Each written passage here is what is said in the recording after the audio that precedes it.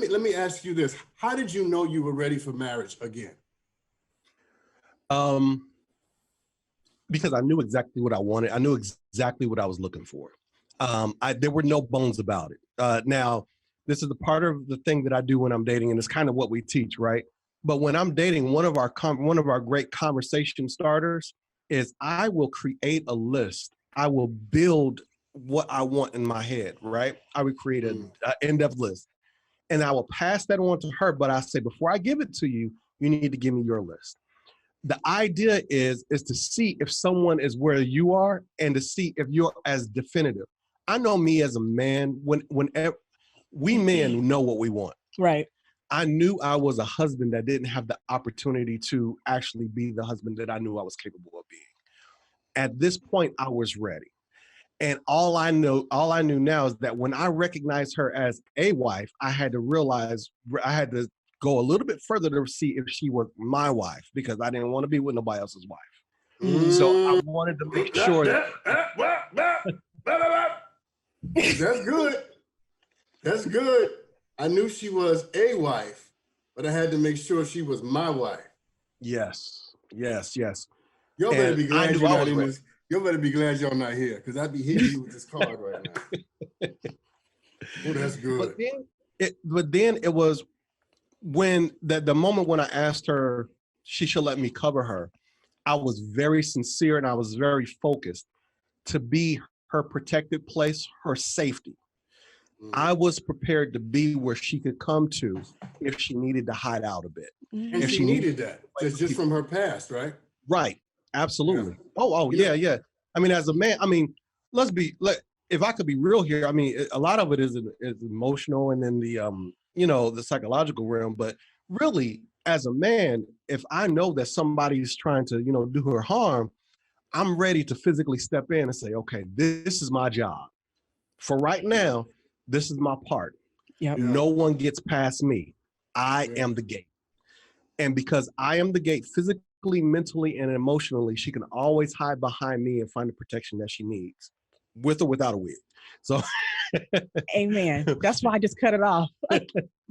And so I knew I knew I was ready. I wanted to be ready, but I knew I was ready when I acted capable. Some of us men are very emotional as well, and we do want to be good husbands. We do want to be good caretakers or whatever, but are we capable? And I acted capable with her. I wanted to be ready, but I wasn't until she says, okay, you can come in. That's when I knew I was ready. If that makes sense.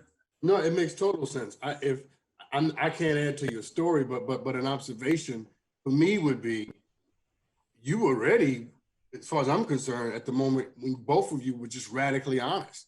I mean, if you can find, you tell me if I'm wrong, because y'all are the experts. I'm the interviewer. But if you can find somebody with whom you can be radically honest, I mean, reducibly honest, so honest that the honesty intimidates you as it flies out of your mouth, but you can be in their presence and stand in that truth, and they embrace it. You have found something truly special. Am I right about that? Absolutely. You are right. If I can add, I think you're absolutely right, because you said you're ready when you could be radically honest. Part of being radically honest is being radically honest with yourself. Right. A lot of people out there aren't able to be that honest with themselves. And so they're hanging on to this idea of themselves that they're projecting out for somebody else, hoping that other person captures that idea and then gets them in the back end. So you have to, if you start out with yourself and you start out with your weaknesses, you start out with your limitations, you start out with your breaks and aches and pains. Yeah. You start out with who you are, just without the makeup, and men wear makeup too. You start out without that, then you're able to come to the table, because then again, you're not afraid to be rejected as well. I raised my hand. He doesn't beat me. I raised my hand because I don't want to cut him off. One of the things we just released our second book called Covered. Yes, we're gonna talk about that. Yeah, but we called that safety. Basically, in our book, we talk about, safety, security, trust, and empathy. And in safety. You're safe to be yourself. You're safe to have a voice, and you're safe from all outside influences of your marriage.